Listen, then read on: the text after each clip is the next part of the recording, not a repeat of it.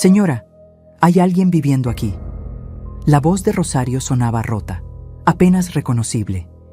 Y en ese momento, parada en mi cocina a las 11:47 de la mañana de un jueves, entendí que lo que fuera que estaba pasando en esa casa no era un accidente.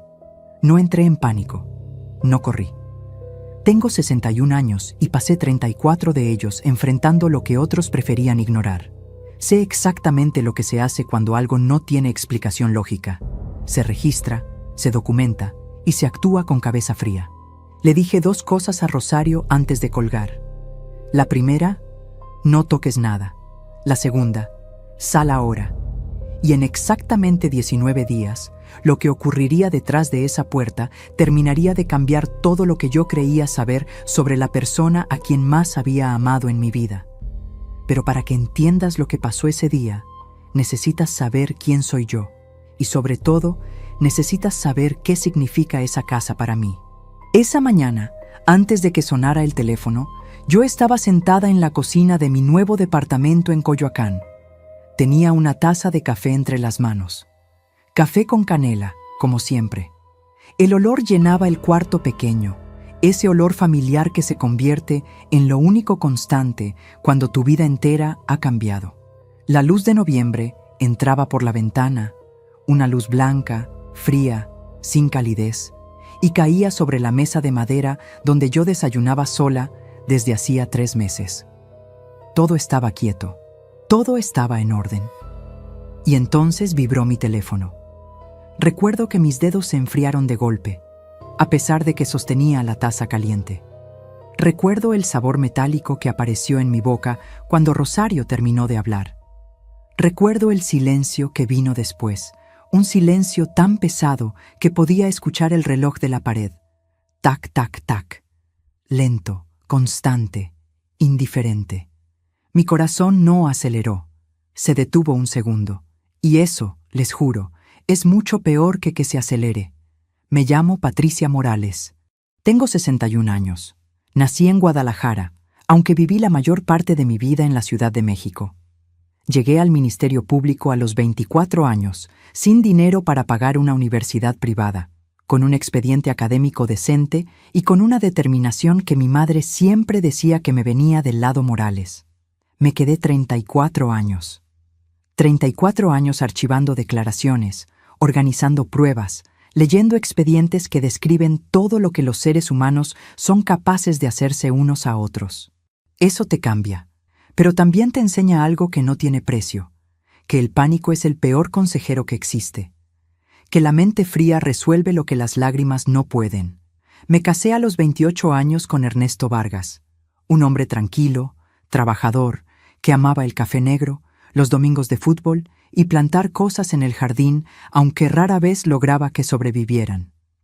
Tuvimos un hijo, Rodrigo.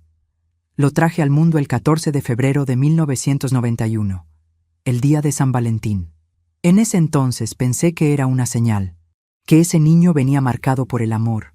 ¿Cómo cambian las cosas? Ernesto murió hace 4 años, un infarto, un martes por la noche, mientras veía las noticias sentado en su sillón favorito. Así de rápido desaparece alguien. Un segundo están ahí. Al siguiente, ya no. Después de que Ernesto murió, me quedé sola en la casa donde habíamos vivido juntos 27 años. Una casa de 3 recámaras en la colonia Narvarte, con un jardín pequeño en la parte trasera donde él plantó un limonero que, contra todo pronóstico, todavía da frutos. Con una pared de cocina pintada de amarillo, porque yo odiaba el blanco, y él nunca me discutió nada así. Con un clavo en la entrada donde él siempre colgaba sus llaves. Ese clavo lleva 4 años vacío. Nunca lo quité. Vivir sola en una casa de 3 recámaras después de perder a tu marido es una forma muy silenciosa de perderte a ti misma. Cada cuarto es un espejo de algo que ya no existe. Cada silencio pesa. Entonces llegó la propuesta de Rodrigo. Fue un domingo de agosto, hace poco más de un año. Comíamos juntos en mi casa, él, su esposa Valeria y yo, cuando Rodrigo dejó el tenedor sobre el plato y me miró con esa expresión que yo conocía desde que era niño, la expresión de «ya lo pensé y creo que tengo razón». «Mamá», dijo, ¿Qué necesitas con 3 recámaras tú sola? Sería mejor para ti un departamento más chico, más fácil, más seguro. Y la casa, podríamos dejarla un tiempo, tenerla disponible, para cuando la necesitemos. Sonaba razonable. Sonaba incluso como que mi hijo estaba pensando en mi bienestar. ¿Sabes qué fue lo que yo no vi en ese momento? No lo sabes todavía, pero lo entenderás. Y cuando lo entiendas, probablemente vayas a sentir exactamente lo mismo que yo sentí. Por ahora te digo solo esto. 3 meses después de esa conversación, yo vivía en un departamento de 2 recámaras en Coyoacán, y la casa de Narvarte, la casa donde crié a mi hijo, donde viví con Ernesto durante más de 2 décadas, donde están enterradas todas mis memorias, estaba, según Rodrigo, completamente vacía. Nadie había entrado. Todo estaba igual que cuando me fui. Eso me había dicho él. 4 veces. Con esa seguridad tan particular que tienen las personas cuando mienten sin despeinarse. Pero antes de continuar, si aún no te has suscrito al canal, este es el momento. Dale también un me gusta al video. De verdad me ayuda mucho a seguir contando historias como esta. Y cuéntame en los comentarios, ¿desde qué parte del mundo me estás escuchando hoy? Quiero leer cada uno de sus mensajes. Volvamos al jueves 9 de noviembre. A las 11:20 de la mañana, Rosario llegó a la casa de Narvarte con su cubeta, su trapeador y las llaves que yo le había dado. Yo no tenía que estar ahí. La casa estaba vacía. Rodrigo me lo había garantizado. Rosario tardó exactamente 27 minutos en llamarme. Y cuando lo hizo, sus primeras palabras fueron: «Señora, hay alguien viviendo aquí». Puse la taza de café sobre la mesa. El café ya no olía a nada. «Dime», le dije. «Hay una olla en la estufa. Frijoles. El fuego está apagado, pero la olla todavía está tibia. Señora, la comida es de hoy. Hay 2 platos con restos en el fregadero. Hay ropa de hombre en el piso de la recámara de atrás». Hice silencio 3 segundos. «Señora Patricia, no toques nada. Sal de la casa ahora mismo. Espérame en la banqueta de enfrente». Colgué. Miré el reloj. 11:47 de la mañana. Jueves 9 de noviembre. Todavía faltaban 19 días para que yo entendiera la verdad completa. Para que entendiera quién estaba realmente dentro de esa casa. Y por qué. Pero antes de llegar ahí, necesito contarte cómo fue que todo esto comenzó. Porque esta historia no nació ese jueves. Nació mucho antes. Y tiene que ver con el amor ciego que una madre siente por su hijo. Con todo lo que entregué, con todo lo que callé, y con el momento exacto en que decidí que nunca más volvería a callar. Rodrigo fue un niño bueno. Necesito que sepas eso antes de continuar. No lo digo para defenderlo. No lo digo para justificar nada de lo que vino después. Lo digo porque es la verdad, y porque esa verdad hace que todo lo demás duela mucho más. Era el niño que se levantaba temprano para desayunar conmigo antes de ir a la escuela. El que me traía flores del jardín, aunque fueran solo malezas con pétalos amarillos, convencido de que eran las más bonitas del mundo. El que dormía con la luz encendida hasta los 10 años y jamás lo negó con vergüenza. Era el niño que un sábado de lluvia, cuando tenía 7 años, me encontró llorando en la cocina sin saber por qué, y se subió a la silla de al lado y se quedó ahí, en silencio, solo para no dejarme sola, sin preguntas, sin palabras, solo ahí. Era mi hijo, mi sangre, el proyecto más importante de mi vida entera. Ernesto y yo no tuvimos más hijos, no por falta de intentarlo, simplemente no llegaron. Y eso hizo que todo lo que teníamos, todo el amor, todo el sacrificio, toda la esperanza, lo depositáramos en Rodrigo. Cada logro suyo era el único logro. Cada tropiezo suyo era el único tropiezo. No teníamos con quién repartir ni el orgullo ni el miedo. Ahora me pregunto si ese fue nuestro primer error. No el amor, sino la concentración del amor. Ponerlo todo en un solo lugar sin preguntarnos si ese lugar sabría cargarlo. Rodrigo conoció a Valeria cuando tenía 25 años. Ella era diseñadora gráfica, hija de una familia con más apariencias que ahorros, según fui entendiendo con el tiempo. Valeria era segura de sí misma, con una forma de hablar que siempre sonaba como si supiera más que todos los demás en el cuarto. La primera vez que la conocí, en una cena aquí en mi casa de Narvarte, me dio una sonrisa perfecta y me dijo: «Rodrigo me habla tanto de usted, señora Patricia». Pero mientras lo decía, sus ojos recorrían el comedor, los muebles, los cuadros, la casa entera, con esa atención que no tenía nada que ver con la amabilidad y todo que ver con la evaluación, como quien revisa un inventario sin que nadie se lo haya pedido. Entonces no supe leer esa mirada. Ahora sí. Pero antes de seguir con Valeria, necesito contarte algo que pasó mucho antes. Algo que tiene que ver directamente con por qué, 19 días después de la llamada de Rosario, lo que la policía encontró en esa casa me rompió de una manera que no me había roto ni cuando murió Ernesto. Cuando Ernesto murió, dejó un testamento sencillo. La casa de Narvarte quedaba a mi nombre, solo al mío. Él fue muy claro cuando lo redactamos juntos, 6 años antes de morir, porque tenía presión alta y era un hombre práctico. Me dijo, sentado en este mismo sillón donde me siento ahora: «Patricia, esta casa es tuya mientras vivas, después de Rodrigo, pero mientras vivas es tuya y nadie te puede mover de aquí si tú no quieres». Yo nunca le transmití esas palabras exactas a Rodrigo, y ahora pienso que debí haberlo hecho desde el principio. Rodrigo y Valeria se casaron en 2018, un año después de aquella primera cena. Boda sencilla, porque el dinero no sobraba. Ernesto y yo pusimos 40,000 pesos de nuestros ahorros porque era nuestro hijo y queríamos que el día fuera bonito. Valeria llegó al altar con un vestido que después me enteré costó 80,000 pesos. Lo pagaron sus padres con una tarjeta de crédito que tardaron 2 años en liquidar. Eso también lo supe después. Todo bien hasta ahí, o eso parecía. Los primeros años fueron discretos. Venían a comer los domingos de vez en cuando.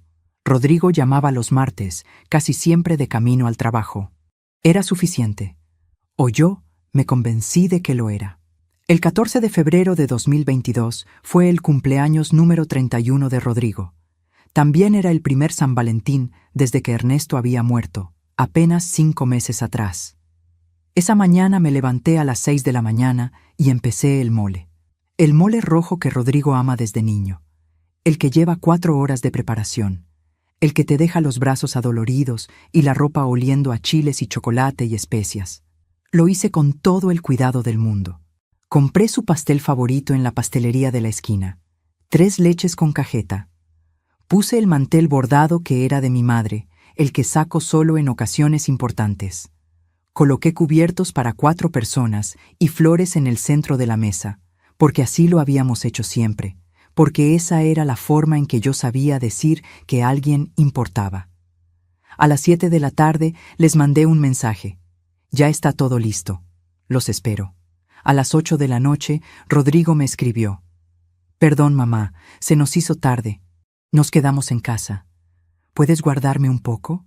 Comí sola frente a ese mole de 4 horas, con el mantel de mi madre extendido sobre la mesa, con el pastel intacto en el centro, con 12 sillas vacías a mi alrededor, porque esa mesa siempre fue grande, siempre fue para más gente, siempre fue para una familia que yo pensé que seguíamos siendo. No les reclamé nada al día siguiente. No dije nada. Cuando Rodrigo vino 3 días después a recoger su porción guardada, me dijo: «Estaba riquísimo, ma». Y yo sonreí. Así somos las madres. Guardamos, sonreímos, seguimos. Pero ese día hice algo más. Tomé mi teléfono y le saqué una foto a la mesa, con el pastel intacto, con los platos sin usar, sin saber exactamente por qué lo hacía, solo sintiendo que algo en mí necesitaba dejar constancia de ese momento. Era la primera de muchas fotos. Le di a Rodrigo 31 años de mi vida, contados uno a uno. Le di cada madrugada con fiebre y cada miedo de la infancia. Le di mi sueldo en útiles escolares, en clases de inglés que él odiaba y en la universidad que él abandonó a los 2 años sin decirme nada hasta que ya era tarde. Le di mi silencio cuando llegaba de mal humor y mi presencia cuando necesitaba que alguien lo escuchara. Le di el mole de 4 horas en los días en que no apareció. Le di la fe de que un hijo no puede olvidar de dónde viene. Le di también lo que ninguna madre debería tener que dar: el beneficio de la duda, una y otra vez, cuando ya no quedaban dudas que beneficiar. Y todo lo que él me devolvió ese 14 de febrero fue un mensaje de texto que llegó a las 8 de la noche. Meses después, ya con la propuesta del departamento sobre la mesa, hubo una tarde que pareció cambiarlo todo. Rodrigo vino solo a visitarme, sin Valeria, un sábado de octubre. Me trajo tamales de la esquina, nos tomamos un café y hablamos como hacía mucho no hablábamos. De Ernesto, de cuando él era chico, de recuerdos que uno guarda como provisiones para los tiempos difíciles. Al final de la tarde, Rodrigo me tomó la mano y me dijo: «Mamá, tú decides. Es tu casa. Si no quieres moverte, no te muevas. Yo nunca te obligaría a nada». Sentí que algo que llevaba meses apretado en mi pecho se aflojaba. Mi hijo me estaba viendo, me estaba escuchando. Quizás me había equivocado en mis sospechas. Quizás lo que yo leía como una estrategia no era más que torpeza, y lo que yo interpretaba como presión no era más que preocupación mal expresada. Me quedé con esa posibilidad porque la necesitaba. 8 días después llegó Valeria a mi casa, sola, sin avisar, con una carpeta impresa en la mano. «Rodrigo ya habló con un agente inmobiliario», me dijo, desde el umbral de mi cocina, con su bolso café de hebilla dorada colgado del brazo. «Encontramos 3 opciones de departamento muy buenas para usted. Más cómodos, más seguros, más fáciles de mantener. Ya revisamos todo». Yo la miré sin hablar. «Ya que Rodrigo es el heredero natural de la propiedad», continuó, con esa misma seguridad de siempre, «tiene sentido que participemos en la planeación. ¿No cree, señora Patricia?» Heredero natural. Esas 2 palabras las guardé en silencio. Las puse en ese lugar de la mente donde uno archiva lo que todavía no sabe cómo procesar, pero que sabe, con una certeza que no necesita explicación, que va a importar. Cuando Valeria se fue, tomé la carpeta que había dejado sobre mi mesa. La revisé despacio. Los 3 departamentos estaban listos para entrar a vivir el 1 de diciembre. Fechas, precios, el nombre del agente inmobiliario impreso en el encabezado. Todo organizado, todo decidido. Solo faltaba yo, que era la que todavía vivía ahí. Le saqué foto, hoja por hoja. Era la segunda foto. ¿Sabes qué fue lo que más me perturbó de esa carpeta?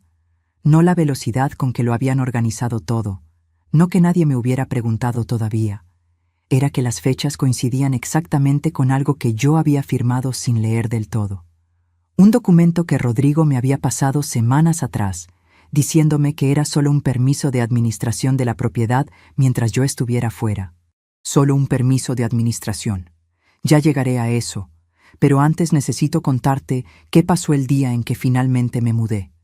Porque ese día, entre las cajas y el polvo y el ruido, noté algo pequeño. Algo que decidí ignorar porque estaba cansada y porque quería creerle a mi hijo. 19 días después de la llamada de Rosario, ese detalle que ignoré se convirtió en la pieza que lo explicó todo. El día que me mudé fue el 4 de diciembre. Un lunes. Rodrigo llegó a las 9 de la mañana con una camioneta de carga que había rentado. Valeria no vino. Tenía una cita, dijo él. No especificó cuál. Yo no pregunté. Aprendí hace mucho que hay silencios que no merecen ser llenados. Había empacado mis cosas durante 2 semanas. No son pocas cosas cuando vives 27 años en un mismo lugar.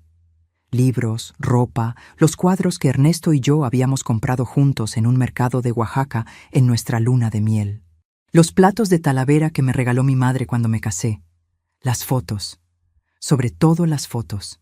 Cada una de esas cajas era una versión distinta de mí que alguien había decidido que ya no cabía ahí. Lo que no me llevé fue el limonero. No podía llevármelo, y mientras cerraba la puerta del jardín por última vez, me quedé parada frente a ese árbol un momento. El aire olía a tierra húmeda y a hoja verde. El sol de diciembre pegaba tibio sobre mis hombros. Puse una mano en el tronco del limonero, rugoso y frío, y le dije en voz baja: «Cuídate». Le estaba hablando al árbol, pero también le estaba hablando a Ernesto. Rodrigo tocó el claxon desde la entrada. Cargamos las cajas en silencio. Rodrigo trabajaba rápido, con esa eficiencia de quien quiere terminar algo antes de que le pese. Yo trabajaba despacio, no por cansancio, sino porque cada caja que subía a esa camioneta era un paso que no iba a poder deshacer, y yo necesitaba sentir cada uno. A las 11:15 de la mañana, cuando ya estaba todo en la camioneta, me detuve en el umbral de la casa un último momento. Desde ahí podía ver la cocina de amarillo, el clavo vacío en la entrada, el sillón de Ernesto, que se quedaba porque no cabía en el departamento, y Rodrigo dijo que podría usarlo. Y fue en ese momento cuando vi algo. Era pequeño, tan pequeño que cualquiera lo hubiera ignorado. Y yo, que había pasado 34 años archivando detalles que parecían irrelevantes, también lo ignoré. Porque estaba cansada, porque no quería verlo, porque a veces el amor que le tienes a alguien es más fuerte que el instinto que te dice que algo no está bien. Lo que vi fue esto. Sobre la barra de la cocina, junto al tarro donde siempre guardé las llaves de repuesto, había una llave que yo no reconocí. Pequeña, de metal plateado, sin llavero. No era del gas, no era del cuarto de servicio, no se parecía a ninguna de las llaves de la casa. «Rodrigo», le dije, «¿de qué es esta llave?» Él la tomó, la miró 2 segundos y la dejó caer en su bolsillo. «De nada, mamá. Probablemente de alguna caja vieja. Yo la guardo». No hubo vacilación. No hubo búsqueda de palabras. La respuesta llegó demasiado rápido, con esa fluidez de quien la tenía preparada desde antes de que yo preguntara. Cerré la puerta. Subí a la camioneta. No volví a pensar en esa llave hasta el 12 de enero, cuando metí mi llave en la chapa de mi propia casa y no giró. El departamento nuevo quedaba en la colonia del Carmen, en Coyoacán. 2º piso, 2 recámaras, una cocina con ventana que daba a un patio interior donde crecían bugambilias moradas. Era bonito, era funcional, era exactamente lo que uno se imagina cuando describe un lugar donde alguien está empezando de nuevo con lo que sobra. Me tomó una semana acomodar mis cosas, colgar los cuadros, encontrar el lugar para los platos de Talavera, hacer que ese espacio desconocido oliera aunque sea un poco a mí. Hay una diferencia entre un lugar donde uno vive y un lugar donde uno habita. Esa semana entendí exactamente cuál es. Rodrigo me llamó el 10 de diciembre. Fue una llamada breve, de 4 minutos. Me preguntó si ya estaba instalada, si me había llegado bien el agua caliente, si necesitaba algo. Cuando le dije que me sentía sola, hubo una pausa breve del otro lado del teléfono. Y luego dijo, «Mamá, es normal al principio. Ya te vas a acostumbrar. Ya te vas a acostumbrar». Como si la soledad de su madre fuera un clima que eventualmente cambia sin que nadie tenga que hacer nada. Eso fue el estadio 3. No fue un golpe ni una humillación pública. Fue algo más frío. La indiferencia de quien ya consiguió lo que quería y ya no tiene razón para seguir siendo atento. La temperatura de ese «ya te vas a acostumbrar» fue la de alguien que ha dejado de vernos como una persona y ha empezado a vernos como un asunto resuelto, como una mudanza terminada, como una casilla marcada. No lloré esa noche. Me senté en la oscuridad del cuarto y me quedé quieta un buen rato. Y en esa quietud, algo en mí empezó a acomodarse de una manera distinta. Como cuando llevas demasiado tiempo cargando algo pesado y finalmente lo posas en el suelo. No con alivio, con claridad. Tomé mi teléfono, abrí la carpeta de fotos. Conté lo que tenía hasta ese momento. La mesa del cumpleaños de Rodrigo con el pastel intacto, las hojas del plan inmobiliario que Valeria había dejado en mi cocina y el documento que yo había firmado semanas atrás. Ese permiso de administración que no leí del todo, del cual había sacado fotos página por página antes de entregárselo a Rodrigo. 11 fotos en total. No sabía todavía por qué las seguía guardando. Solo sabía que no las iba a borrar. Y que algo en mí, ese algo que no tiene nombre, pero que después de 34 años uno aprende a escuchar, me decía que iban a servir para algo. Navidad ese año fue el 25 de diciembre, como siempre. El 18 de diciembre, Rodrigo me avisó que la cena de Nochebuena sería en casa de los papás de Valeria. Pero el 25 comemos contigo, mamá, te lo prometo. Hice el bacalao. el que lleva 3 días de preparación, el que remojé desde el 22 para que quedara en su punto exacto. Compré los romeritos, el mole de olla, las esferas del postre. Preparé la mesa del departamento nuevo con todo lo que tenía. Ese bacalao era más que una receta. Era la única forma que me quedaba de decirle a mi hijo: aquí estoy, aquí te espero, aún somos algo. El 25 de diciembre, a las 2 de la tarde, Rodrigo me llamó. Mamá, nos quedamos dormidos. Valeria amaneció con dolor de cabeza. ¿Puedo pasar mañana? Miré el bacalao sobre la estufa. Olía a aceite de oliva, a jitomate, a aceitunas. Olía a todos los diciembres de mi vida. Claro, le dije. Mañana. Colgué. Tomé mi teléfono. Saqué foto a la mesa puesta, al bacalao, al departamento vacío con todas las luces encendidas, porque la oscuridad en Navidad es una clase particular de frío. Era la foto número 12. Al día siguiente, Rodrigo llegó. Comimos juntos, los 3. Valeria estuvo amable, conversadora. Preguntó por mis vecinas nuevas. Elogió el bacalao. Rodrigo me ayudó a lavar los platos. Antes de irse, me dio un abrazo largo en la puerta y me dijo: «Feliz Navidad, mamá. El año que viene lo hacemos diferente, te lo juro». Sentí que el nudo en el pecho se aflojaba, que quizás me había precipitado en mis sospechas, que quizás la frialdad de las últimas semanas había sido solo el estrés del cambio, de la mudanza, de la temporada. Lo busqué con los ojos mientras se alejaba por el pasillo, cargando a Valeria del brazo, y quise ver a mi hijo. Solo a mi hijo. Al niño de las flores amarillas del jardín. Creí que las cosas iban a mejorar. Eso fue el 1 de enero. El 2 de enero, mientras revisaba mi correo electrónico, encontré un mensaje de la empresa eléctrica. Era un aviso de alta de servicio para la dirección de la casa de Narvarte, solicitado el 5 de diciembre. El día siguiente a mi mudanza. Nombre del titular de la nueva cuenta. No era Rodrigo. Era un nombre que yo no reconocía. A veces confiamos demasiado en quienes no lo merecen. ¿A ti también te ha fallado alguien que amabas? Cuéntame en los comentarios. De verdad quiero leerlos. A veces saber que no estamos solos en esto es lo único que necesitamos. Me quedé con ese correo en la pantalla durante varios minutos. El cuarto estaba en silencio. Afuera, en el patio interior, las bugambilias se movían con el viento de enero. Todo a mi alrededor era tranquilo y normal, como había sido la mañana que Rosario llamó. Releí el correo 3 veces. El nombre del nuevo titular no me decía nada, pero el hecho de que no me dijera nada ya era en sí mismo una respuesta. Guardé el correo en una carpeta que llamé, sin pensarlo demasiado, Documentos Casa. Era el primero de muchos que entrarían ahí. Solo faltaban 18 días para que todo se acelerara de una manera que yo todavía no podía imaginar. Llamé a Rodrigo esa tarde. Le conté lo del aviso eléctrico. Hubo una pausa larga del otro lado.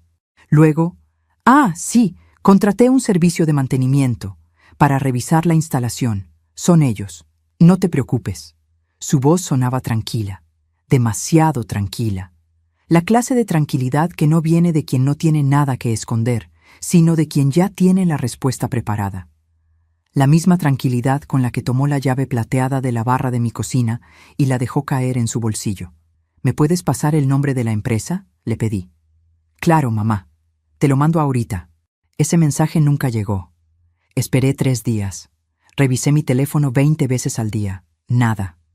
El 7 de enero le mandé un mensaje preguntando por el nombre de la empresa. Me respondió 2 horas después con un solo renglón. Perdón, ma, se me olvidó. Ahorita lo busco. Nada. El 12 de enero decidí ir a la casa. Sin avisar. Sin llamar antes. Con la misma calma con la que uno actúa cuando ya terminó de preguntarse si tiene razón para sospechar y empezó a preguntarse qué tan profundo llega lo que sospecha. Lo que encontré en la banqueta de enfrente me heló la sangre, pero lo que encontraría adentro, lo que Rosario vería 4 semanas después, era algo que yo no estaba preparada para procesar todavía. ¿Sabes lo que es ver la puerta de tu propia casa y sentir que ya no es tuya? Eso sentí yo a las 10:23 de la mañana del 12 de enero. Ya te cuento lo que vi. Eran las 10:23 de la mañana del sábado 12 de enero cuando llegué a la calle de Narvarte. Me detuve en la banqueta de enfrente.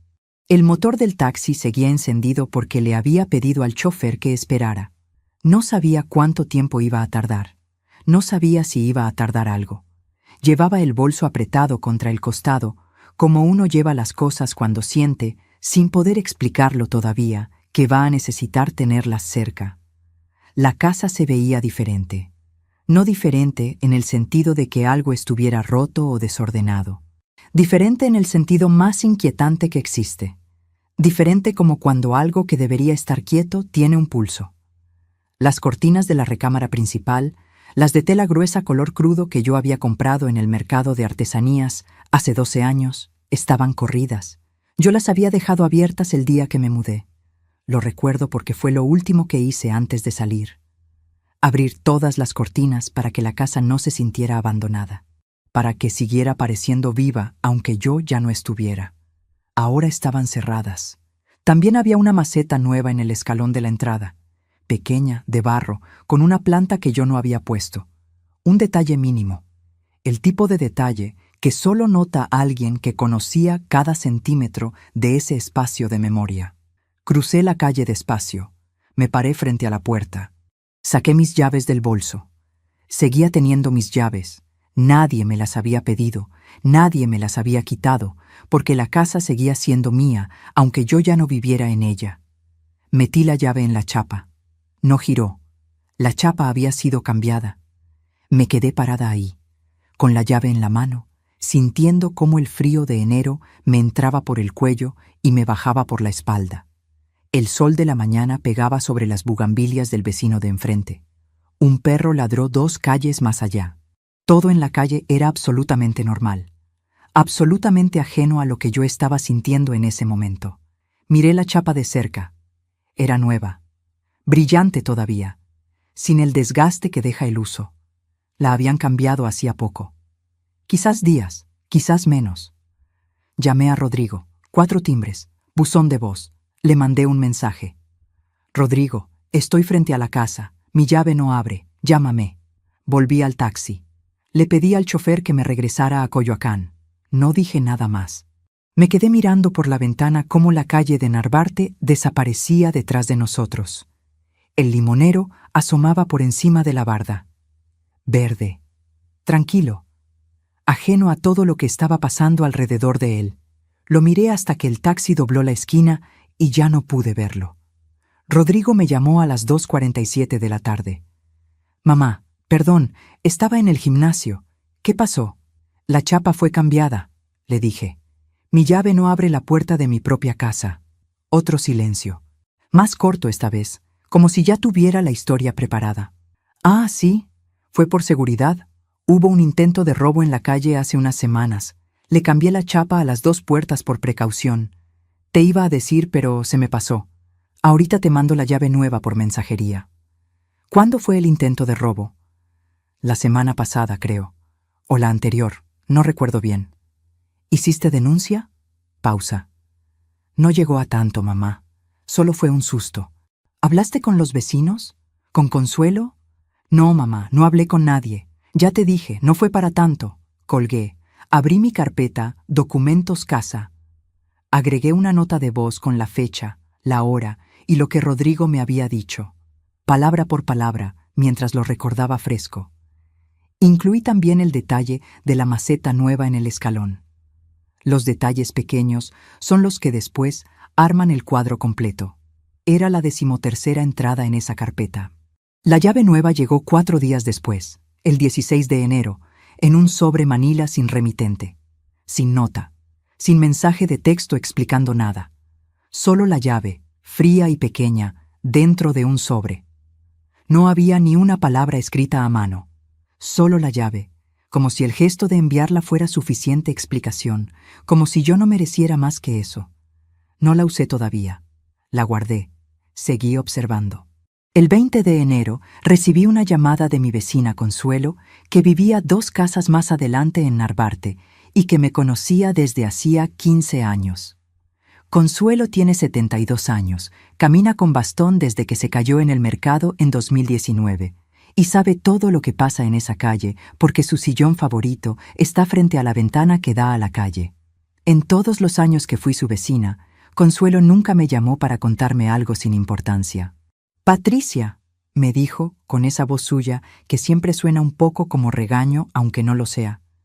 «¿Tú sabes que en tu casa hay gente?» El aire se me fue. «¿Cómo dices, Consuelo?» «Que hay gente. Una pareja joven. Llevan viviendo ahí desde principios de diciembre. Tienen un perro, un labrador. Salen a correr todos los días por las mañanas. Yo pensé que tú lo sabías». «Una pareja joven», repetí despacio. «Jóvenes, sí, 30 y tantos quizás. Ella tiene el pelo corto, él alto. Muy educados, me saludan cuando pasan. Pero yo dije, Patricia no me dijo nada de esto, y eso no es normal». Principios de diciembre.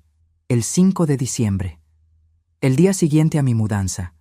El día en que alguien había solicitado el alta de la cuenta de luz con un nombre que yo no reconocí. Le di las gracias a Consuelo. Colgué. Me senté en la orilla de la cama de mi cuarto en Coyoacán y me quedé completamente quieta durante un tiempo que no supe medir. Mi hijo había rentado mi casa, la casa que seguía siendo mía, sin pedirme permiso, sin contarme nada, mientras me decía que estaba vacía. Eso fue lo que entendí ese 20 de enero a las 4 de la tarde, sentada en la orilla de mi cama. No fue una sospecha, no fue una intuición. Fue una certeza que entró sin pedir permiso y se instaló sin dejar espacio para otra cosa. Llamé a Rodrigo a las 6 de la noche. Le pedí que viniera al día siguiente, que necesitábamos hablar en persona. Llegó el 21 de enero a las 11 de la mañana. Llegó en un coche que yo no le conocía, un SUV gris, nuevo, con placas de este año. Lo estacionó frente al edificio y subió sin apurarse, sin la urgencia de quien viene a dar explicaciones, con la calma de quien cree que controla la situación. Yo tenía el café puesto, tenía la carpeta de documentos sobre la mesa, cerrada. No dije nada de la carpeta todavía. Le pregunté directamente, ¿rentaste la casa? Me miró un segundo sin responder. Luego se recostó en el respaldo de la silla, cruzó los brazos y dijo, «Sí, mamá, la renté. Son 22,000 pesos al mes. Tú no la estabas usando y yo tengo gastos». No grité, no me levanté, no moví ni una sola cosa en mi cuerpo. Lo miré con la misma calma con la que alguna vez leí expedientes de cosas mucho peores que esto. Por dentro, algo se rompió, pero por fuera me mantuve entera. Eso también se aprende con los años. ¿Cuándo ibas a decirme? Te lo iba a decir. No encontré el momento. ¿Hay el documento que firmé en noviembre? Es solo un permiso de administración, mamá. Legal. Tú lo firmaste. Y ahí fue cuando lo vi, sin buscarlo, sin quererlo. Esa mirada que tienen las personas cuando creen que ya ganaron, que ya cerraron el trato, que el otro no tiene más movimientos. Era la misma mirada con la que Valeria había recorrido mi comedor aquella primera noche, solo que ahora venía de mi hijo. Me tomé un segundo, solo uno. «Tienes razón», le dije, con una voz tan tranquila que hasta a mí me sorprendió. Lo firmé. «Tú tienes razón». Rodrigo se relajó visiblemente.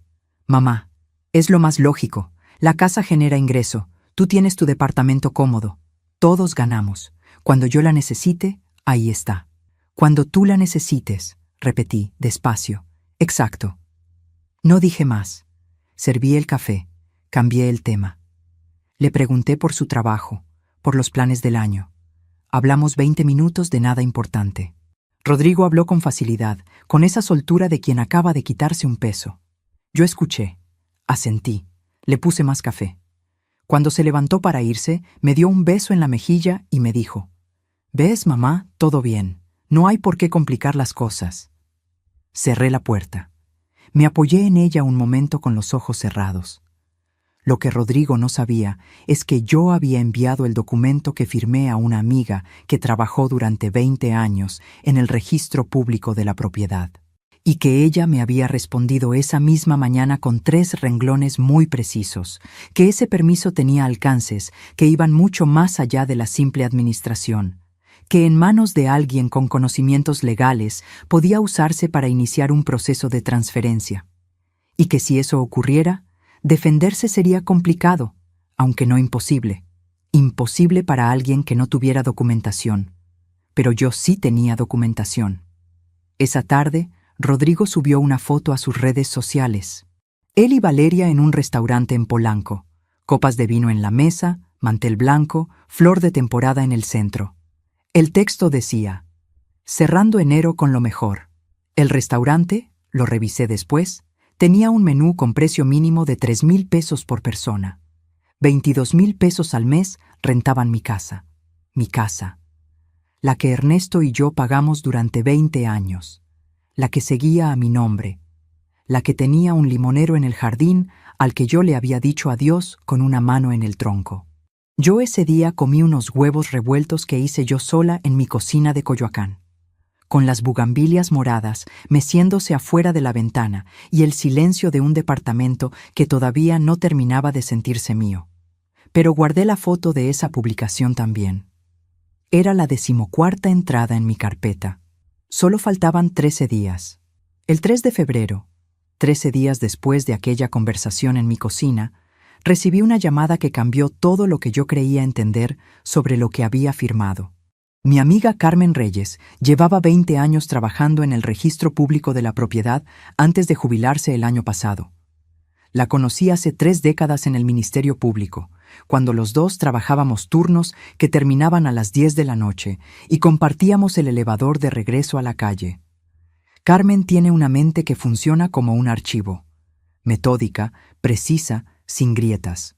Cuando le envié el documento que yo había firmado en noviembre, ella me dijo que necesitaba tiempo para revisarlo bien.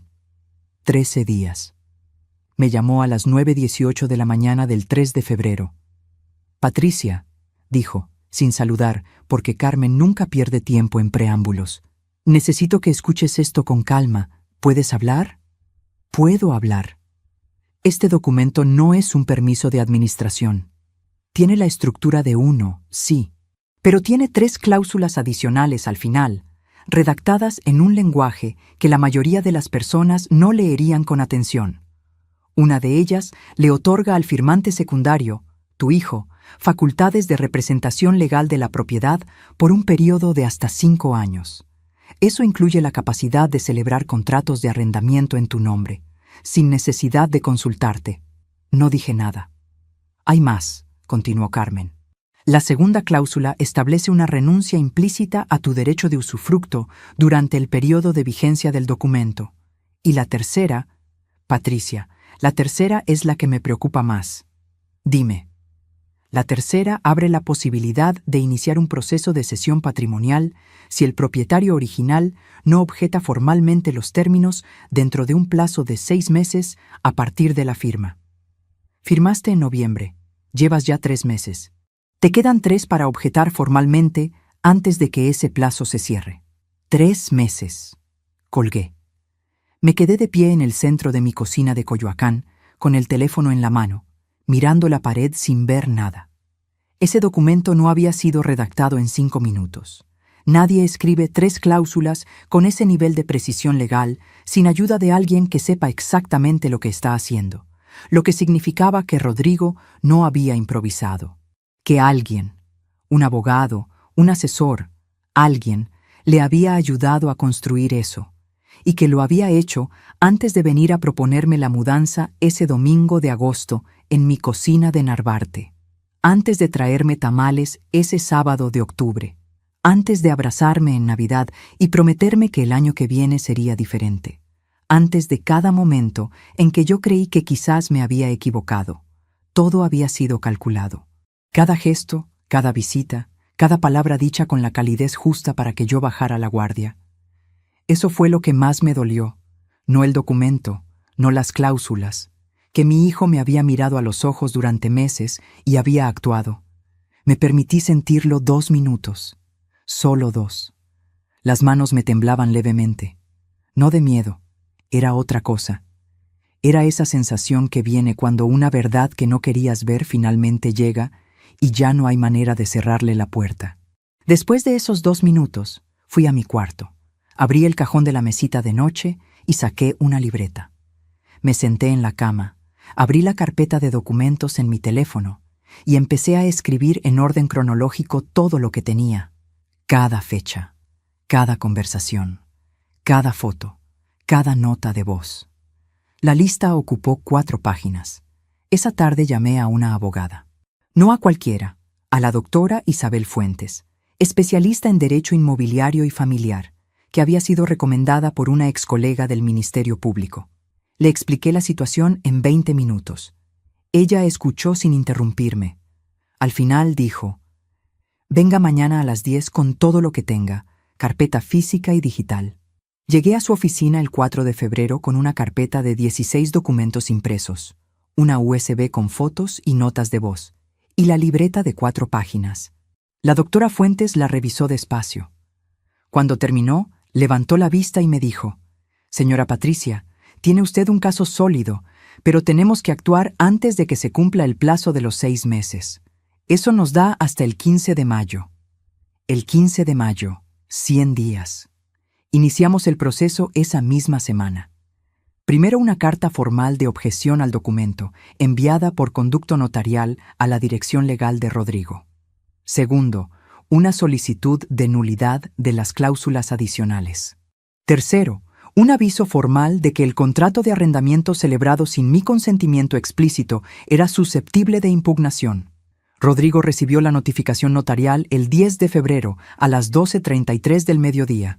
Lo sé porque el notario me confirmó la entrega con hora exacta. Esa misma tarde, Rodrigo me llamó 11 veces entre la 1 y las 3 de la tarde. No contesté ninguna. A las 4 me mandó un mensaje: «Mamá, necesito hablar contigo.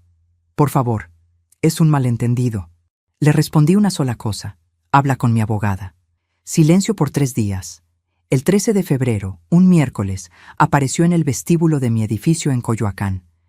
El portero me avisó por el intercomunicador. Bajé.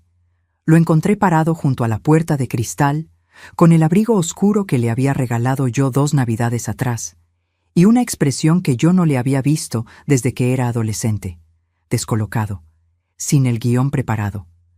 «Mamá», dijo, «Rodrigo, ¿por qué hiciste esto? ¿Por qué no hablaste conmigo primero?» Lo miré. En la calle detrás de él, la tarde de febrero avanzaba gris y fría.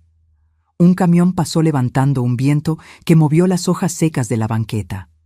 Olía a lluvia próxima.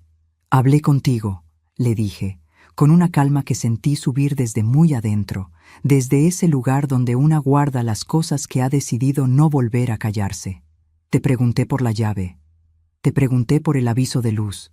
Esperé el nombre de la empresa de mantenimiento que nunca mandaste. Fui a la casa y no pude entrar con mi propia llave. Hablé contigo, Rodrigo. Fuiste tú el que no habló conmigo». Él apretó la quijada. Valeria pensó que era la mejor solución. Para todos. Ahí estaba, Valeria.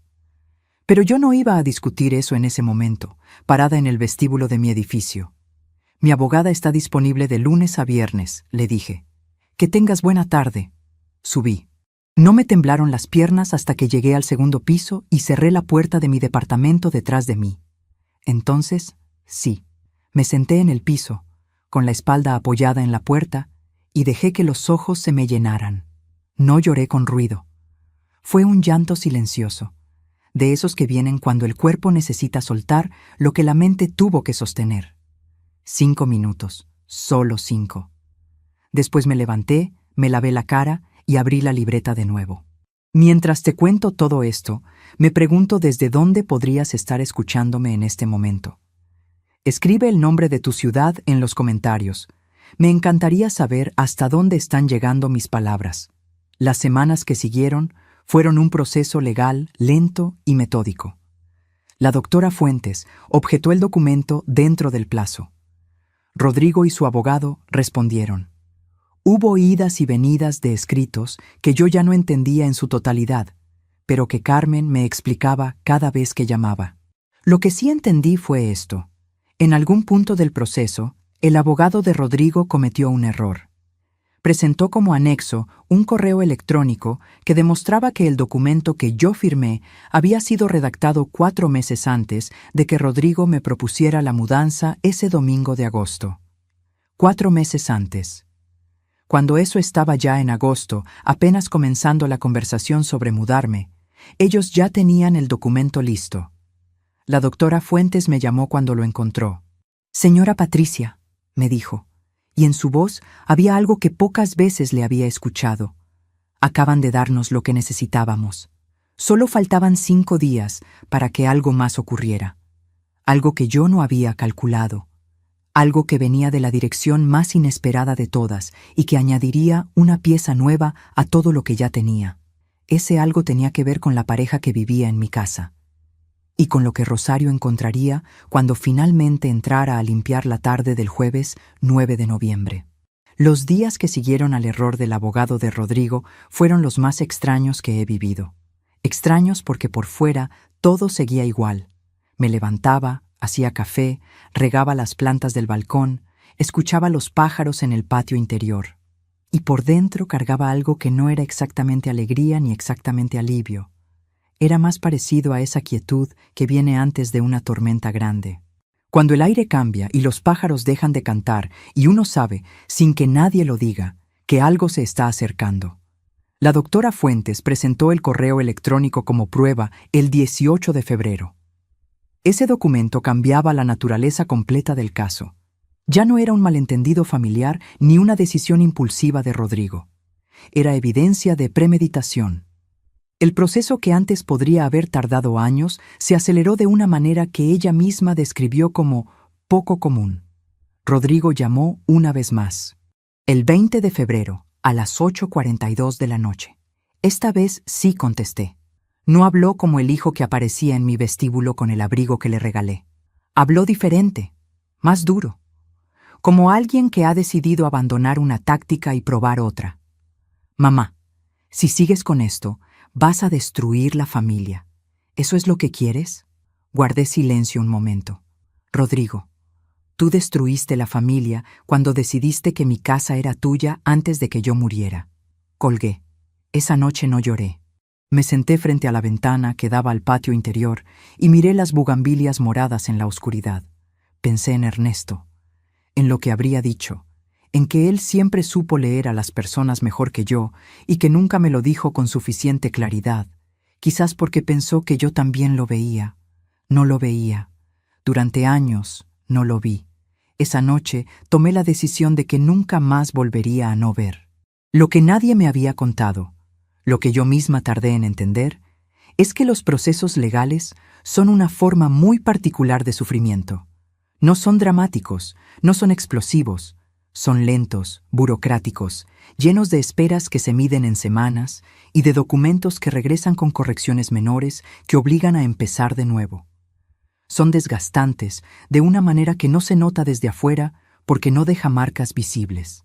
Marzo llegó con lluvia temprana y con 3 audiencias canceladas por razones que la doctora Fuentes explicaba con paciencia y yo escuchaba sin entender del todo. Abril trajo una contraoferta legal del abogado de Rodrigo.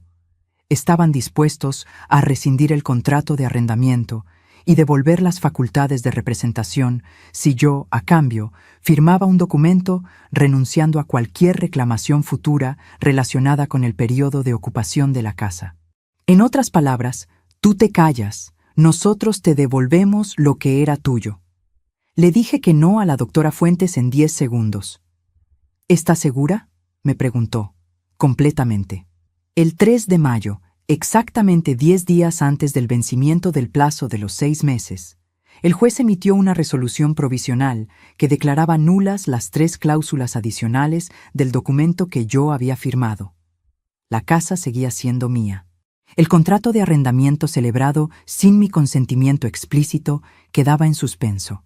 Los inquilinos tendrían que ser notificados formalmente. Llamé a Carmen para contárselo. Se rió de esa manera suya, corta y directa. Por eso se documentan las cosas, Patricia. Por eso se documentan. Pero aquí está lo que nadie te dice sobre ganar una batalla legal. Ganarla no te devuelve lo que perdiste. No borra los meses, No borra las Navidades. No borra la mirada de Rodrigo cuando creyó que había ganado. La resolución judicial era un papel. Importante, sí. Necesario, sí. Pero un papel. Lo que sentí cuando colgué con Carmen no fue triunfo. Fue algo más parecido a cansancio profundo. El tipo de cansancio que viene cuando has estado sosteniendo algo muy pesado durante mucho tiempo y finalmente lo sueltas. No hay euforia. Solo el silencio de los músculos que por fin descansan. Junio trajo el proceso de desalojo formal de los inquilinos. Una pareja joven, tal como Consuelo me había descrito. Él trabajaba en publicidad. Ella estudiaba un posgrado. Habían rentado la casa de buena fe, creyendo que Rodrigo era el propietario legítimo. Cuando la doctora Fuentes los contactó, se mostraron dispuestos a cooperar. No eran los villanos de la historia. Eran personas que también habían sido engañadas. Se fueron el 30 de junio, ordenados, sin conflicto. Antes de marcharse, la chica, que se llamaba Daniela, me dejó una nota escrita a mano en el buzón. Decía: «Señora Patricia, lamento mucho todo lo que pasó. La casa es muy bonita, cuidamos el limonero». Guardé esa nota. La puse junto con todo lo demás. Julio fue silencio. Rodrigo no llamó. Yo tampoco. La doctora Fuentes me informó que su abogado había presentado un recurso de apelación, pero que las posibilidades de que prosperara eran bajas. Mientras tanto, la casa estaba legalmente en mi poder, pero físicamente vacía, y yo seguía en el departamento de Coyoacán, sin saber todavía cuándo o si volvería. Agosto llegó con el calor pesado de siempre y con algo que no esperaba. El 7 de agosto, mientras revisaba mis redes sociales en la mañana con el café todavía caliente en la mano, vi las fotos. Rodrigo y Valeria en Cartagena de Indias. 4 días de viaje que habían documentado con la dedicación de quienes necesitan que todos lo vean. El hotel tenía una piscina infinita sobre el mar. Las fotos mostraban noches en restaurantes frente al agua, copas de colores, atardeceres perfectos. Valeria con vestido nuevo en cada imagen. Rodrigo con esa sonrisa que yo le conocía desde niño, esa sonrisa amplia que él guarda para los momentos en que se siente completamente libre. El texto de la última foto decía: «Recargando energías. La vida es demasiado corta para no disfrutarla». La vida es demasiado corta para no disfrutarla. Mi proceso legal llevaba 6 meses. Mi hijo llevaba 6 meses sin preguntarme cómo estaba. Yo había comido sola en Navidad y en mi cumpleaños de marzo y en el Día de las Madres de mayo, cuando él me mandó un mensaje a las 9 de la noche que decía solo: «Felicidades, ma». Y él estaba en Cartagena recargando energías. No publiqué nada. No comenté nada. Tomé una captura de pantalla de cada foto. Las agregué a la carpeta. Cuidé el cansancio. Cuidé la rabia. Cuidé cada cosa que sentí esos días, como quien cuida una llama pequeña en el viento para que no se apague. Porque ya sabía para qué la iba a necesitar. Septiembre y octubre pasaron con la lentitud particular de los meses que uno está esperando que terminen. El recurso de apelación de Rodrigo fue rechazado el 14 de octubre. La doctora Fuentes me llamó con la noticia a las 11 de la mañana y yo respondí con 2 palabras: «Gracias, Isabel». Ese mismo día tomé una decisión que llevaba semanas postergando. Iba a volver a la casa, no de manera permanente todavía, solo para verla, para saber en qué estado estaba después de 7 meses con otras personas viviendo ahí, para pararme frente al limonero de Ernesto y entender si todavía reconocía ese lugar como mío. Contraté a Rosario para que fuera el jueves 9 de noviembre a las 11 de la mañana. Rosario había trabajado conmigo durante 4 años antes de que me mudara. Era puntual, confiable, discreta. Le di la llave nueva. Le dije que la casa había estado ocupada y que necesitaba una limpieza profunda. Lo que ninguna de las dos sabíamos es que algo había cambiado en la casa desde que los inquilinos se fueron. Los días anteriores al 9 de noviembre pasaron lentos. El 5 de noviembre, un martes, pasé por Narvarte en taxi. Solo para verla desde afuera. Las cortinas estaban corridas. Igual que aquella mañana de enero. pero esta vez los inquilinos ya no estaban. Lo sabía, y sin embargo, las cortinas estaban corridas. Decidí que era el sol, que quizás el viento había movido algo. Seguí de largo. El 7 de noviembre llamé a Rodrigo, no para hablar del proceso legal, solo para decirle que iba a entrar a la casa el jueves con Rosario, que quería que lo supiera. No contestó. Le dejé un mensaje de voz. Rodrigo, el jueves entro a la casa, solo para limpiarla. No necesito tu permiso, pero quería avisarte. Nada. El 8 de noviembre, la noche antes, no dormí bien. Me desperté 3 veces, a las 2:14, a las 4:37 y a las 6:20. Cada vez que cerraba los ojos veía la puerta de la casa de Narvarte, el clavo vacío de Ernesto, el limonero en el jardín. Sentía que algo estaba por cerrarse, que una vuelta de tuerca final se estaba apretando en algún lugar que yo todavía no podía ver. A las 7 de la mañana del jueves 9 de noviembre me levanté. Hice café, con canela, como siempre. Y a las 11:47, Rosario llamó. Lo que yo no sabía, lo que Rosario tampoco sabía, lo que ninguna de las dos hubiera podido imaginar esa mañana, es que la persona dentro de esa casa no era un extraño. Era alguien que yo conocía muy bien. Y su presencia ahí lo explicaba todo. Colgué el teléfono con Rosario y me quedé parada en el centro de mi cocina durante exactamente 4 segundos. 4 segundos en los que mi mente del Ministerio Público desplazó a mi mente de madre. En los que dejé de pensar en quién podría ser y empecé a pensar en qué había que hacer. Llamé a Rodrigo. Un timbre. 2. Buzón de voz. Llamé a Rodrigo de nuevo. Buzón de voz. Le mandé un mensaje. Hay alguien en la casa. Llámame ahora. Nada. Llamé al número de emergencias a las 11:51 de la mañana del jueves 9 de noviembre. Expliqué la situación en menos de 2 minutos.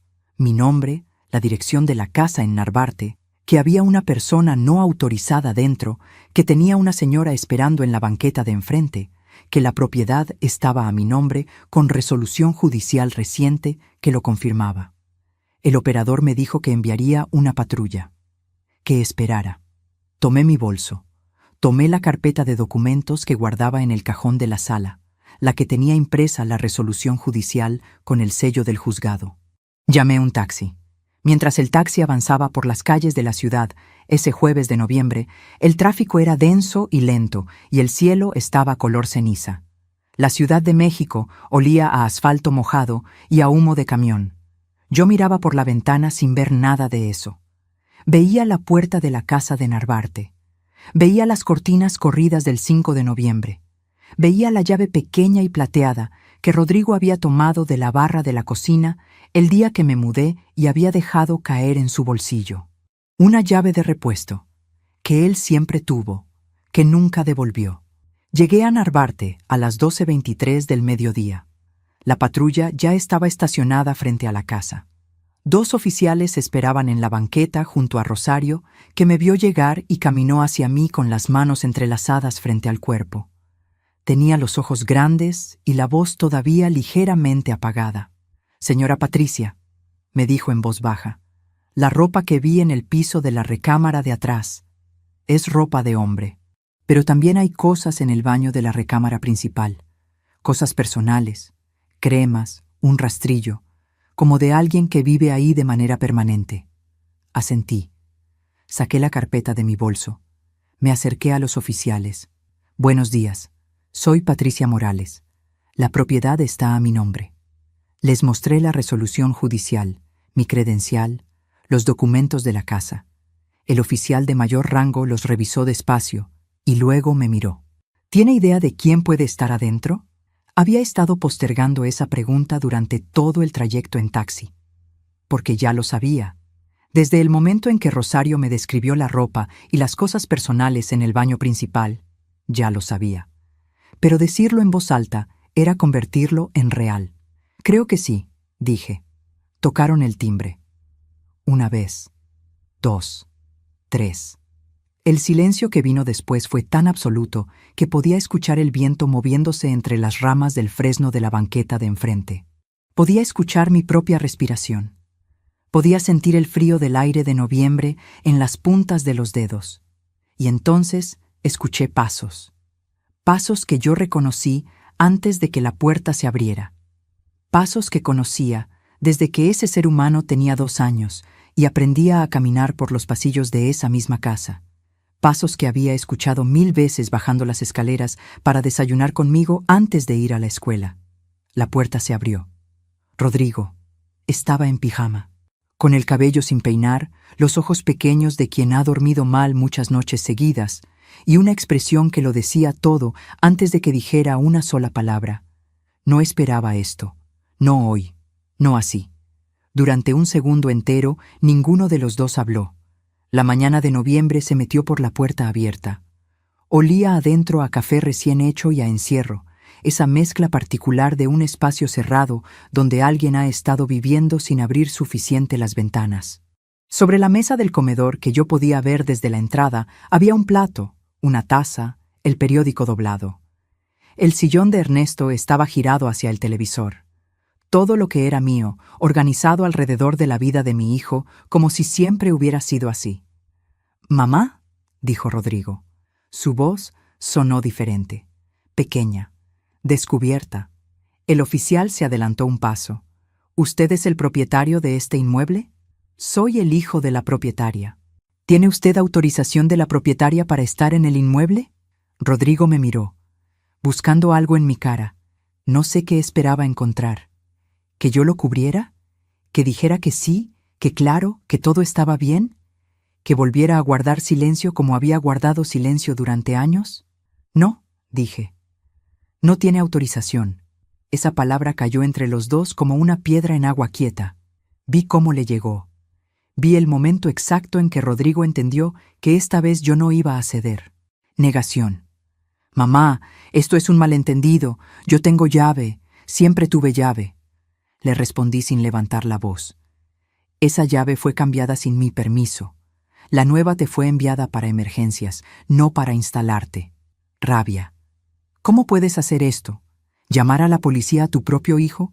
¿Qué clase de madre hace eso?». Miré al oficial. Luego lo miré a él. Y con la misma calma con que alguna vez le había dicho sus cosas a Valeria en mi cocina de Narvarte, le dije: «Un hijo que respeta a su madre no necesita que le expliquen por qué no puede vivir en su casa sin permiso». Rodrigo abrió la boca, la cerró, y fue en ese momento cuando llegó lo que yo no esperaba, lo que rompió la compostura que había mantenido durante todo ese jueves de noviembre.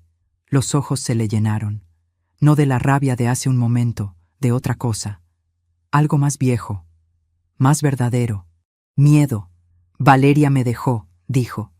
La voz le salió rota, sin el guión de antes. «En octubre, se fue. Yo no podía volver a mi departamento porque lo habíamos rentado juntos, y el contrato estaba a su nombre, y ella se quedó con todo. No tenía a dónde ir, mamá. Vine aquí porque no sabía qué más hacer». El silencio que siguió fue diferente al de antes. Octubre. Valeria lo había dejado en octubre, un mes antes del 9 de noviembre. Mientras yo en Coyoacán seguía esperando que mi hijo llamara, que preguntara cómo estaba, que recordara que tenía una madre. Él había llegado a la casa de Narvarte con su llave de repuesto y se había instalado en silencio, sin decirme nada, sin pedirme nada, entrando por la puerta trasera de una vida que había pasado meses intentando quitarme. Sentí muchas cosas en ese momento. Las sentí todas al mismo tiempo, mezcladas, sin orden ni jerarquía. Sentí la rabia de 11 meses de mentiras. Sentí el peso del mole de 4 horas comido en soledad. Sentí el clavo vacío de Ernesto y el limonero y las cortinas corridas y la llave plateada cayendo en el bolsillo de Rodrigo. Y sentí, debajo de todo eso, algo que yo no quería sentir pero que estaba ahí de todas formas. El amor. Ese amor absurdo e injusto que una madre guarda aunque no quiera, aunque le hayan dado razones más que suficientes para soltarlo. No lo solté ahí. Tampoco lo dejé entrar. Miré al oficial. «Necesito que quede constancia de este acceso no autorizado, y necesito que él retire sus pertenencias del inmueble en un plazo que usted determine». El oficial asintió. Rodrigo me miró una vez más, Esa mirada que yo conocía desde que era un niño de 2 años aprendiendo a caminar. Pero detrás de ella, algo que nunca había visto antes. Algo que tardé días en encontrarle nombre. Vergüenza. Todavía me pregunto si hice lo correcto ese jueves. Si hubo otra manera. Si debí haber llamado antes de llamar a la policía. Si una madre que de verdad ama puede llegar hasta ese punto. ¿Y tú? ¿Qué habrías hecho en mi lugar? Cuéntame en los comentarios. De verdad necesito saber qué piensan. Rodrigo sacó sus cosas ese mismo jueves. El oficial le dio 2 horas. Él subió solo, sin ayuda, y bajó 4 veces con bolsas y maletas que fue acomodando en el cofre y los asientos traseros de su coche. Yo me quedé en la banqueta durante todo ese tiempo. No entré a la casa mientras él estaba ahí, no porque no pudiera, sino porque algunas fronteras, una vez que las trazas, tienes que mantenerlas. Rosario esperó conmigo. No habló mucho. De vez en cuando me ofrecía un sorbo de agua de la botella que cargaba en su bolso. Yo aceptaba. El agua sabía a plástico y a tarde fría de noviembre, pero la aceptaba porque era lo único concreto en un momento en que todo lo demás flotaba en el aire sin tocar nada. Cuando Rodrigo bajó por última vez, se detuvo frente a mí en la banqueta. Tenía una maleta negra en cada mano y los ojos enrojecidos de alguien que ha estado llorando en silencio. El abrigo oscuro que le regalé estaba arrugado, como si hubiera dormido con él puesto. ¿A dónde vas a ir?, le pregunté. Me sorprendí a mí misma haciéndolo. No lo había planeado. Con un amigo, dijo. Por unos días. Asentí. Él me miró un momento más. Abrió la boca como si fuera a decir algo. La cerró. Guardó las maletas en el coche. Y se fue. El coche dobló la esquina. Desapareció. Y yo me quedé parada frente a la puerta de mi casa en la calle de Narvarte, bajo el sol de noviembre, con la llave nueva en la mano. La metí en la cerradura. Giró. Entré. Lo primero que sentí fue el olor. Ese olor mezcla de café y encierro que había percibido desde la puerta. Pero debajo de él, muy por debajo, como una nota musical casi inaudible, estaba el olor real de la casa. El que yo conocía. El que se había quedado impregnado en las paredes durante 27 años. Madera, ropa lavada, el fantasma del mole y del bacalao y de todas las comidas cocinadas en esa cocina amarilla. Me quedé parada en el umbral de la sala. El sillón de Ernesto estaba en el mismo lugar donde siempre estuvo. El clavo en la entrada seguía vacío. Los cuadros de Oaxaca seguían en la pared, porque Rodrigo no se los había llevado. Quizás porque no se le ocurrió que podía. Quizás porque en algún lugar que él mismo no reconocía, sabía que no eran suyos. Caminé hasta la cocina. La toqué con la palma de la mano. Esa pared amarilla que Ernesto había pintado porque yo odiaba el blanco. Áspera, tibia, real. Fui al jardín. El limonero estaba exactamente igual. Un poco más crecido, quizás, con 2 limones amarillos que colgaban de la rama más baja. Daniela había cumplido su promesa. Me senté en el escalón del jardín, el mismo donde me había sentado cientos de veces con Ernesto los domingos por la tarde. La tierra olía a humedad y a hoja verde. El sol de noviembre calentaba apenas lo suficiente para recordarte que todavía era de día. Un pájaro cantó en algún árbol que no podía ver desde ahí. Y entonces sí lloré. Lloré de una manera que no había llorado desde que Ernesto murió. Sin contener nada, sin los 5 minutos medidos, sin la disciplina del Ministerio Público ni la compostura del vestíbulo del edificio. Lloré por los 27 años en esa casa, por el mole que comí sola, por el bacalao de 3 días sin nadie que lo probara, por el clavo vacío y por el limonero y por los cuadros de Oaxaca y por la luna de miel en la que los compramos. Lloré por la niñez de Rodrigo y por los pétalos amarillos que me traía del jardín, convencido de que eran flores. Lloré por todo lo que fui construyendo y por la manera en que vi cómo lo desmantelaban pieza a pieza mientras yo miraba. Lloré por eso. Y también por esto, porque seguía ahí, porque la casa seguía siendo mía, porque el limonero tenía 2 limones nuevos que nadie me había pedido permiso para crecer. Me permití todo eso durante el tiempo que necesité. Después me limpié la cara con el pañuelo que siempre cargo en el bolso. Me levanté del escalón y fui a ayudarle a Rosario. Lo que vino después de ese jueves, 9 de noviembre, no fue inmediato. Nada de lo importante llega de golpe. Llega en capas, como llega el invierno. Primero el viento, luego el frío, luego un día te levantas y ya no recuerdas cómo era el calor. El oficial que había levantado el reporte ese día lo procesó formalmente, porque había una resolución judicial vigente que establecía que la propiedad estaba bajo mi dominio exclusivo. La presencia de Rodrigo en el inmueble sin mi consentimiento constituía una violación directa a esa resolución. La doctora Fuentes me explicó las implicaciones al día siguiente, viernes 10 de noviembre, en una llamada de 15 minutos. Esto ya no es solo el caso civil, Patricia. Lo de ayer activa consecuencias en otro registro. No busqué que Rodrigo fuera a la cárcel. No era lo que quería. Nunca lo fue. Lo que quería era algo mucho más sencillo y mucho más difícil al mismo tiempo. Que entendiera.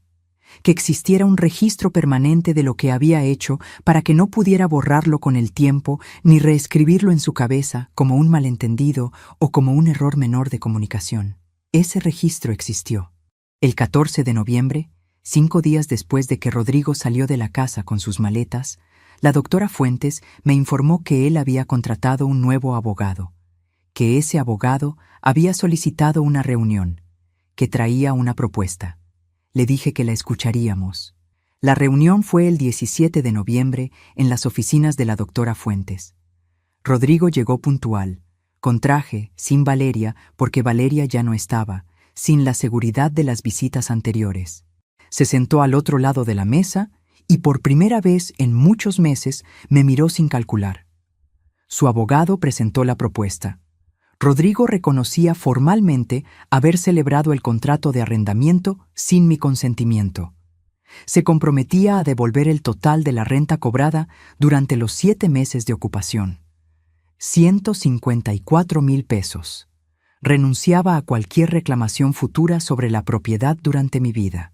Y solicitaba que yo considerara no continuar con las implicaciones penales del reporte del 9 de noviembre. La doctora Fuentes me miró. Yo miré a Rodrigo. ¿Esto lo decidiste tú?, le pregunté directamente. Su abogado hizo ademán de responder. Levanté una mano. Le estoy preguntando a él. Rodrigo asintió despacio. Sí, lo decidí yo. Pedí un momento a solas con la doctora Fuentes. Salimos al pasillo. Ella me dijo lo que me parecía evidente, que la propuesta era justa, que cubría el daño económico, que continuar el proceso penal sería costoso emocionalmente para los dos y que el resultado no sería significativamente distinto al que ya teníamos. ¿Qué quieres tú, Patricia?, me preguntó. Pensé en el escalón del jardín, en el limonero, en los 2 limones amarillos. Quiero que firme él, con su nombre, sin que nadie pueda decir después que fue presionado o confundido. Eso podemos garantizarlo. Entramos. Rodrigo firmó el 28 de noviembre, 19 días después de que Rosario me llamara temblando a las 11:47 de la mañana de un jueves. 19 días después de que yo dijera, sal ahora, y llamara a la policía sin saber todavía lo que encontraría detrás de esa puerta. Cuando terminó de firmar, su abogado guardó los documentos y salió a hacer una llamada. La doctora Fuentes salió también, con esa discreción que tiene la gente que sabe cuándo 2 personas necesitan estar solas. Rodrigo y yo nos quedamos sentados en lados opuestos de la mesa. El cuarto olía a papel y a café de oficina. La luz de la tarde entraba oblicua por la ventana. Durante un momento, ninguno habló. Fue él quien habló primero. «Mamá, yo sé que no hay manera de...» Empezó. Se detuvo. Volvió a empezar. «Sé que no puedo pedirte perdón y que eso arregle algo. Sé que lo que hice no tiene justificación». Lo miré. «Valeria me convenció de que era lo correcto», continuó. «Que tú eras mayor, que no necesitabas esa casa, que era lógico. Y yo quise creerlo porque era más fácil, porque si ella tenía razón, yo no tenía que sentirme mal». Guardé silencio. Pero la noche que llegué a la casa después de que ella se fue, Cuando abrí la puerta con esa llave que guardé y vi el sillón de papá, su voz se quebró un momento. Lo sostuvo. Entendí que lo que había hecho no tenía que ver con la casa, que lo que había perdido no era la casa. Lo que había perdido no era la casa. Cuántos años, cuántos silencios, cuántos moles de 4 horas y bacalaos de 3 días necesitó para llegar a esa frase. No lloré ahí, no frente a él. Eso me lo reservé para después, para mi cocina de Coyoacán, para el café con canela de la mañana siguiente. Le dije solo esto. Rodrigo, firmaste. Eso es lo que necesitaba hoy. Lo demás no lo podemos resolver en esta mesa. ¿Hay una manera de resolverlo? Me levanté. Tomé mi bolso, y antes de salir me detuve en la puerta. No lo sé todavía, le dije, pero por primera vez en mucho tiempo no lo descarto. Salí. En la banqueta de afuera, el aire de noviembre olía a tierra mojada y a flores de algún jardín cercano que yo no podía ver. El cielo estaba gris y quieto. Busqué un taxi. Mientras esperaba, saqué el teléfono. Abrí la carpeta que había llamado Documentos Casa el 2 de enero, 11 meses atrás, cuando encontré el aviso eléctrico con el nombre desconocido. Conté las entradas. 83. 83 documentos, fotos, notas de voz y capturas de pantalla que habían construido, pieza por pieza, la única defensa que tenía. Los archivé todos en una carpeta nueva. Le puse otro nombre. Ya no los necesitaba como defensa, pero los guardé, porque son la historia de cómo una mujer de 61 años aprendió que la dignidad no se pierde cuando alguien te la arrebata. Se pierde cuando tú decides no reclamarla. Volví a vivir en la casa de Narvarte el 15 de diciembre, un año exacto después de haberla dejado. Llegué con las mismas cajas con que me había ido, más o menos. Quizás un poco más ligera en algunas cosas y un poco más pesada en otras que no tienen nombre ni caben en caja alguna. Lo primero que hice cuando entré fue abrir todas las cortinas. Todas, una por una. Dejé que la luz de diciembre entrara sin permiso por cada ventana, que llegara hasta los rincones donde se había estado acumulando la oscuridad de meses que no fueron míos. Después fui a la cocina y puse café, con canela. El olor llenó el cuarto de amarillo como si nunca se hubiera ido. Había algo que tenía pendiente desde el 9 de noviembre, desde el día en que Rodrigo sacó sus maletas y dobló la esquina en su coche. Ese día no entré a la recámara de atrás, la que él había estado usando. Rosario la había limpiado durante las semanas siguientes, pero yo no había entrado todavía. No sé exactamente por qué. Quizás porque sabía que esa habitación guardaba algo que yo no estaba lista para ver mientras todavía estaba en medio de todo. Ahora sí estaba lista. Empujé la puerta despacio. La recámara estaba limpia, ordenada, vacía, la cama tendida, el closet cerrado, la ventana con la cortina corrida a medias, dejando entrar una franja de luz que cruzaba el piso de madera en diagonal. Sobre el buró había una cosa, una sola, una foto enmarcada que yo reconocí antes de acercarme a verla bien. Era una foto que yo misma había tomado hacía 28 años con una cámara desechable en la plaza principal de Oaxaca, durante nuestra luna de miel. En ella salíamos los tres, Ernesto, yo y Rodrigo, que tenía 3 años, y llevaba una paleta en la mano y sonreía con esa sonrisa que todavía tenía los dientes de leche. Yo había tenido esa foto en mi recámara toda la vida, sobre mi buró, en un marco de madera que Ernesto compró en ese mismo viaje. Cuando me mudé en diciembre del año pasado, la empaqueté con el resto de las cosas personales. Y Rodrigo, en algún momento de los 7 meses que vivió en esa casa, la había sacado de alguna caja y la había puesto en su cuarto. Me quedé mirándola un buen rato.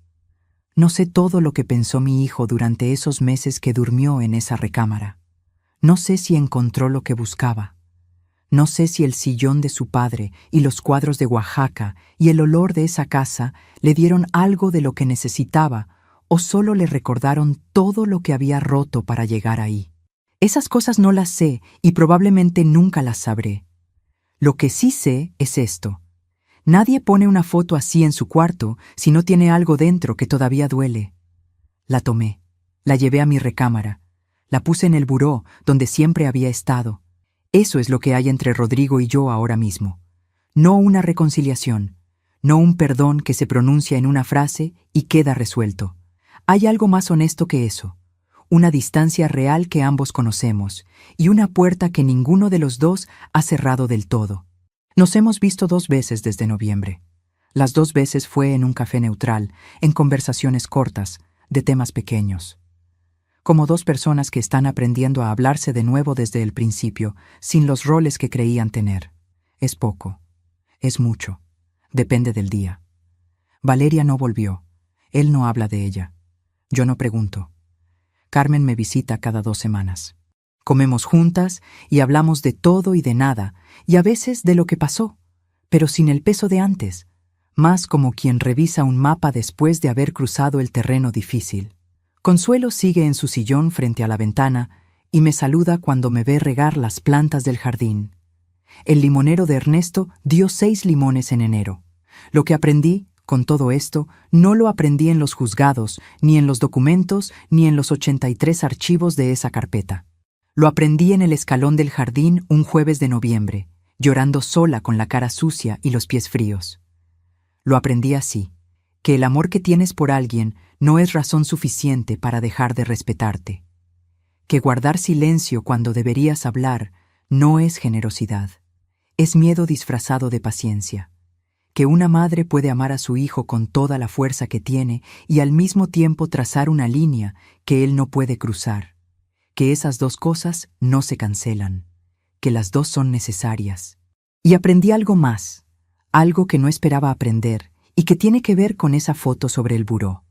Que a veces las personas que nos hacen daño no son monstruos, son personas que se perdieron, que tomaron decisiones equivocadas empujadas por el miedo, por la codicia, por alguien que les dijo que el camino corto era el correcto, que eso no los absuelve, pero que entenderlo te libera a ti, no a ellos, a ti. Yo cargué durante mucho tiempo la pregunta de ¿en qué me equivoqué? ¿En qué momento fallé como madre para que mi hijo llegara a hacer lo que hizo? La pregunta es justa, pero no tiene una respuesta limpia, porque los hijos no son solo lo que sus madres les dieron. Son también sus propias decisiones, sus propios miedos, sus propias elecciones en los momentos en que nadie los está mirando. Lo crié con amor, lo crié con presencia, lo crié con el ejemplo de un padre que nunca alzó la voz ni rompió su palabra. Lo crié en esta casa, en este jardín, con este limonero como testigo. Lo que él haga con todo eso es suyo. Ya no es mío. Si alguien me preguntara hoy cómo estoy, le diría la verdad. Estoy bien. No perfectamente. No sin cicatrices.